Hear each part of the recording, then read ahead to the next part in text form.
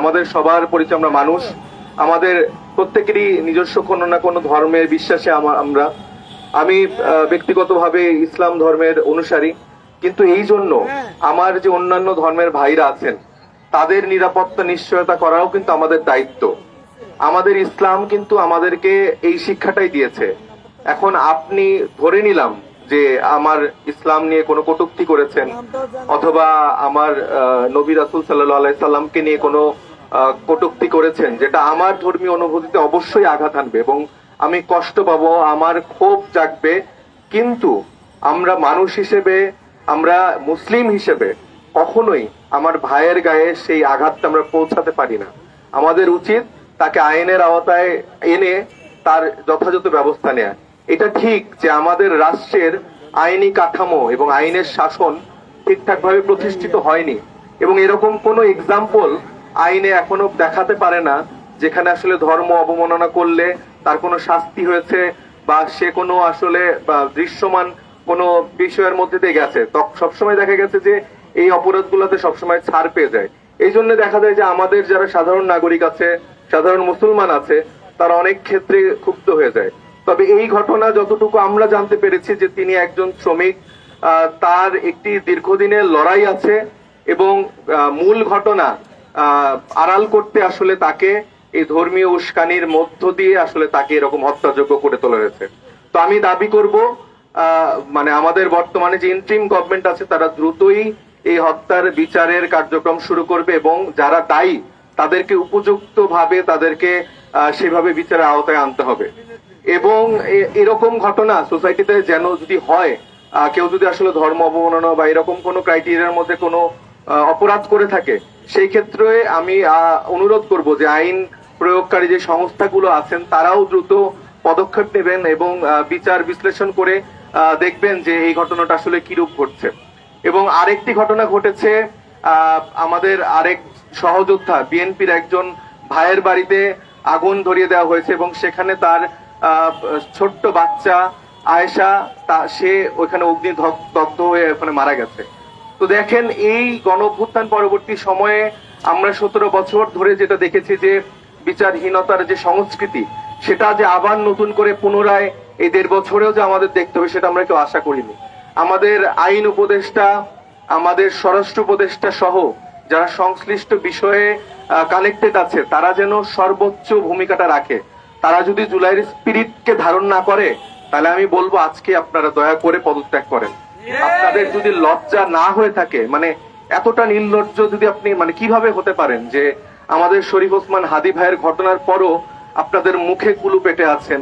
এই নিয়ে আমি দেখলাম যে গতকাল আমাদের প্রধান উপদেষ্টা তিনি কবিতা আবৃত্তি করছেন, তিনি দুঃখ সাহিত্যের রচনা করছেন। এই কাজ তো আপনাকে করতে বলা হয় নাই। আপনি কেন গতকালকে একবারও বললেন না যে আপনার আইনের শাসন কিভাবে আনবেন, শরীফ ওসমান হাদির যারা খুনি তাদেরকে কিভাবে ধরবেন? এই কমিটমেন্টটা কেন আপনারা গভর্নমেন্টের থেকে দিতে পারছেন না? আপনাদের তো শুধুমাত্র দায়িত্ব ইলেকশনের জন্য দেয়া হয় নাই রে ভাই। আপনাদেরকে সুষ্ঠু নির্বাচনের আগে আমরা সংস্কারের কথা বলেছি, আমরা জুলাই সনদ বাস্তবায়নের জন্য লড়াইটা করছি, আমরা আইনের শাসনের জন্য যারা আওয়ামী লীগের খুনিরা আছে তাদেরকে বিচারিক প্রক্রিয়া আনার কথা বলছি। সেখানে আপনাদের প্রত্যেকটা বিষয় উদাসীনতা। আপনারা যদি কনফিডেন্স না পান, আপনাদের সেই কারণটাও জানান যে কেন কনফিডেন্স পাচ্ছেন না, কোন ডিপ স্টেট, কোন এজেন্সির জন্য আপনাদের এই ক্ষমতা তো দিন দিন কমছে। আপনাদের সাথে তো আপামর সব জনতা আছে, রাজনৈতিক দলগুলো আছে। অনেক রাজনৈতিক দল মুখে মুখে আশ্বাস দিলেও তারা তো বলছে আছে। যদি আপনারা মনে করে থাকেন যে সেই কনফিডেন্স আপনারা পাচ্ছেন না এই গোষ্ঠীগুলোর অসহযোগিতার জন্য, সেটা প্রকাশ করেন। যদি প্রকাশ না করেন দেখবেন যে আপনাদের পরিণতি দিন দিন অনেক খারাপ হবে। কারণ বাংলাদেশের যে জনতা, আপামর জনতা, তাদেরকে বাধ্য করেন না কোনো অ্যাকশনের দিকে যাওয়ার জন্য। আমরা চাই শান্তিপূর্ণ বাংলাদেশে, যেখানে স্থিতিশীল ভাবে আমরা হিন্দু, বৌদ্ধ, খ্রিস্টান, মুসলমান সকলে মিলে বিভিন্ন ভিন্ন জাতি গোত্র সহ আমরা যারা বিভিন্ন রাজনৈতিক দলে বিশ্বাস করি, বিএনপি, জামাত ইসলামী, এনসিপি, গণ অধিকার পরিষদ, এবি পার্টি সহ সকল রাজনৈতিক দল একসাথে একভাবে আমরা বসবাস করতে চাই। কোনো ভেদাভেদ, কোনো খুনাখুনি, রাহাজানি আমরা চাই না। নির্বাচনকে কেন্দ্র করে যেই রকম খুনাখুনি, রাহাজানি শুরু হয়েছে, দ্রুত এটা থামান, না হলে আসলে কিন্তু নির্বাচনে যাওয়ার মতো পরিস্থিতিও কিন্তু আর দেখা যাচ্ছে না। প্রতিদিনই কোনো না কোনো এরকম ঘটনা দেখা যাচ্ছে। তাই আমি অনুরোধ করব আপনারা দ্রুত অ্যাকশন নেন, নাহলে জনতা যদি এরকম অ্যাকশন নিয়ে ফেলে তখন কিন্তু আপনাদেরই দায়ভারের উপর চলে আসবে। ধন্যবাদ।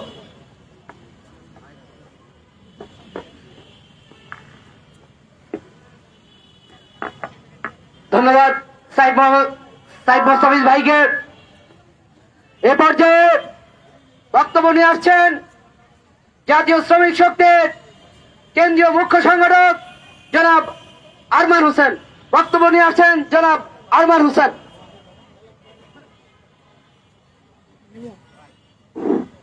ধন্যবাদ সকলকে। বন্ধুগণ, আমরা একটা জিনিসের জন্য আজকে এখানে দাঁড়িয়েছিলাম।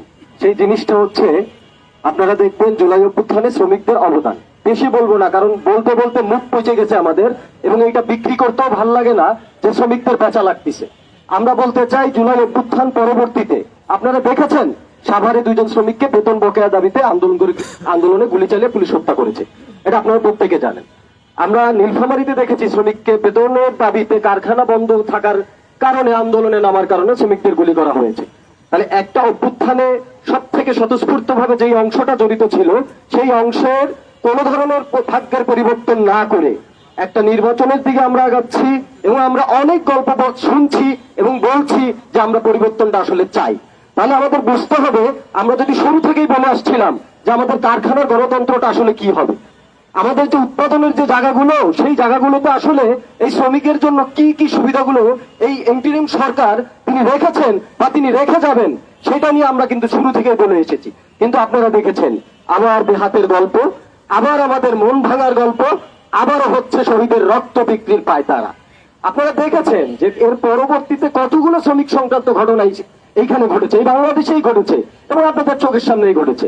গত পরশু যে মর্মান্তিক ঘটনাটা হলো, আমাদের এই যে ময়মনসিংহে ভালুকাতে যে একজন শ্রমিককে, আমি শুনেছি গতকালকে আপনার আমার দেশের একটা নিউজে দেখলাম, তিনি শ্রমিক দরদি ছিলেন, শ্রমিক নেতা হয়তো না, কিন্তু শ্রমিকদের পক্ষে একজন অগ্রগামী সচেতন শ্রমিক ছিলেন।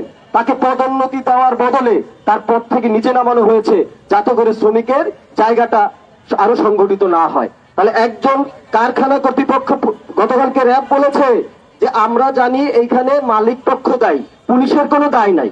তাহলে ভাই, কারখানা, প্রত্যেকটা কারখানাতে আপনারা দেখবেন ইন্ডাস্ট্রিয়াল পুলিশ থাকে। তাহলে ইন্ডাস্ট্রিয়াল পুলিশের দায়িত্ব কি ছিল? একজন নাগরিক আক্রান্ত হওয়ার পরে তাকে নিরাপত্তা দিয়ে ওইখানকার আইন শৃঙ্খলা বাহিনীর হাতে তুলে দেওয়া কি উচিত ছিল কিনা?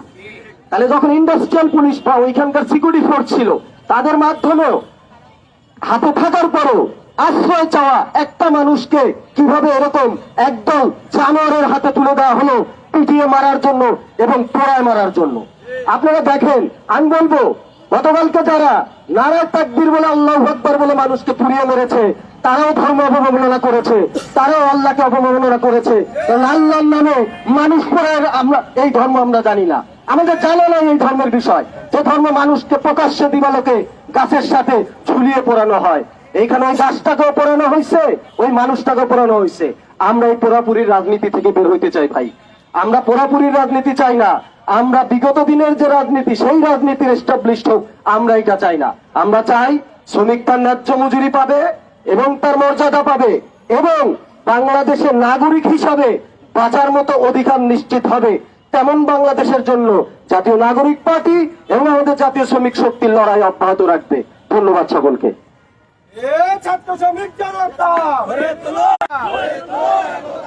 ইনকলাব ইনকলাব জিন্দাবাদ জিন্দাবাদ ইনকলাব ইনকলাব জিন্দাবাদ জিন্দাবাদ।